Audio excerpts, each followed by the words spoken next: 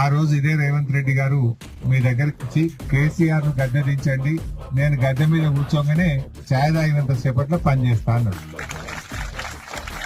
మీరు ఆయన మాట నమ్మినారు. ఇంకో మాట అన్నాడు, ఒక ఎక్స్ట్రా అవర్ పనిచేయండి, బీఆర్ఎస్ ప్రభుత్వాన్ని దించడానికి ఒక ఎక్స్ట్రా అవర్ పనిచేయండి.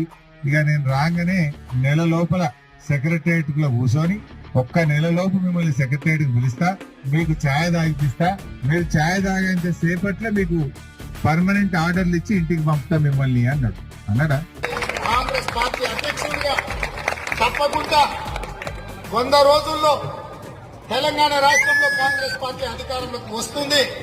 మిమ్మల్ని మీ సంఘాల నాయకులను పిలిపించి హైదరాబాద్ లో సచివాలయంలో దర్బారుగా మిమ్మల్ని కూర్చోబెట్టి మీ సమస్యలు మాట్లాడి ఇవాళ ప్రభుత్వం అనుకుంటే ఒక గంటల మీ సమస్యలు పరిష్కారం అయితే మిమ్మల్ని కూర్చోబెట్టి మాట్లాడితే